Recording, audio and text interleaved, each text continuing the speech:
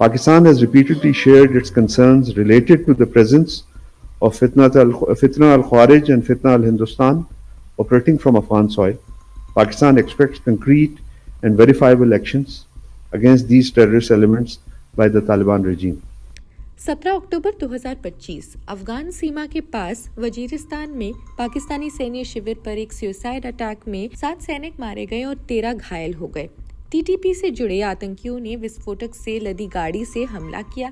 ये घटना महज 48 घंटे के युद्धविराम के ठीक पहले हुई, जो पाक अफगान संघर्ष को रोकने के लिए था। पाकिस्तान ने तालिबान से आतंकियों पर कार्रवाई की मांग की है। ये घटना तब घटी जब पाकिस्तान और अफगान तालिबान के बीच युद्धविराम समाप्त होने वाला था, जो सीमा पर हुए हवाई हमलों और झड़पों के बाद लागू हुआ था।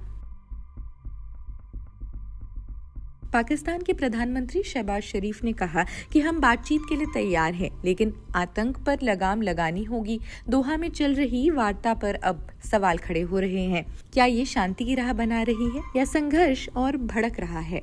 पाकिस्तान के रक्षा मंत्री ख्वाजा आसिफ ने शुक्रवार को कहा, पाकिस्तान अब अफगानिस्तान के साथ पहले जैसे रिश्ते नहीं रख रहा। इसके साथ ही उन्होंने धमकी दी कि उनके देश के खिलाफ आतंकवाद की जड़ जहां भी होगी वहां से उसे उखाड़ फेंकेंगे और ऐसा करने वालों को अब भारी कीमत चुकानी पड़ेगी। आसिफ ने कहा, पाकिस्तानी धरती पर रहने वाले सभी अफगानों को अब अपने वतन लौटना होगा। काबुल में उनकी अपनी सरकार खिलाफत है। हमारी जमीन और संसाधन 25 करोड़ पाकिस्तानियों के हैं, न कि उनके लिए। स्वाभिमानी राष्ट्र विदेशी जमीन और संसाधनों पर फलते फूलते नहीं है। उनकी ये टिप्पणी ऐसे समय में आई है जब 48 घंटे के युद्धविराम की समय सीमा स्थानीय समय अनुसार शाम 6 बजे समाप्त हो रही है। हालांकि मीडिया रिपोर्ट्स में कहा गया कि युद्धविराम की अवधि इसलिए बढ़ा दी गई है क्योंकि दोनों पक्षों के प्रतिनिधि मौजूदा तनाव का समाधान खोजने के लिए दोहा में मिल रहे हैं। आसिफ ने एक सोशल मीडिया पोस्ट में कहा, पाकिस्तान अब काबुल के साथ पहले जैसे रिश्ते नहीं रख सकता। आसिफ ने कहा, 5 वर्षों में पाकिस्तान के प्रयासों और बलिदानों के बावजूद काबुल की ओर से कोई सकारात्मक प्रतिक्रिया नहीं मिली है।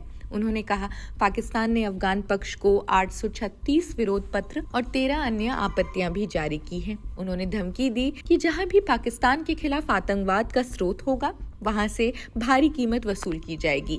अब कोई विरोध पत्र या शांति की अपील नहीं होगी। कोई भी प्रतिनिधिमंडल काबुल नहीं जाएगा। Both sides are making sincere efforts to find a positive resolution to this complex but solvable issue through constructive dialogue. Asif ने अफगानिस्तान पर भारत का आश्रय लेने के आरोप लगाए। नई दिल्ली और प्रतिबंधित तहरीके तालिबान पाकिस्तान यानी टीटीपी के साथ मिलकर पाकिस्तान के खिलाफ साजिश रचने के आरोप भी लगाए। उन्होंने कहा, काबुल के शासक जो सब भारत की गोद में बैठे हैं और पाकिस्तान के खिलाफ साजिश रच रहे हैं, कभी हमारी सुरक्षा में थे, हमारी जमीन पर छिपे हुए थे। इस्लामाबाद ने तालिबान सरकार से लगातार आतंकवादी समूहों को सीमा पार हमलों के लिए अफगान क्षेत्र का उपयोग करने से रोकने का आग्रह किया है। हालांकि तालिबान सरकार ने इन आरोपों से इनकार किया और जोर देकर कहा कि अफगान धरती का इस्तेमाल किसी भी पड़ोसी देश के खिलाफ नहीं किया जा रहा है।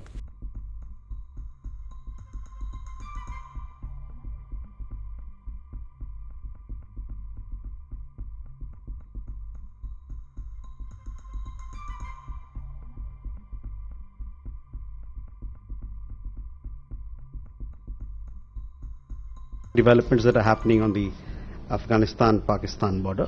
We are closely monitoring the situation. 3 things are clear. One, that Pakistan hosts terrorist organizations and sponsors terrorist activities. 2, it is an old practice of Pakistan to blame its neighbors for its own internal failures. And 3, Pakistan is infuriated with Afghanistan exercising sovereignty over its own territories. India remains fully committed to the sovereignty, territorial integrity and independence of Afghanistan.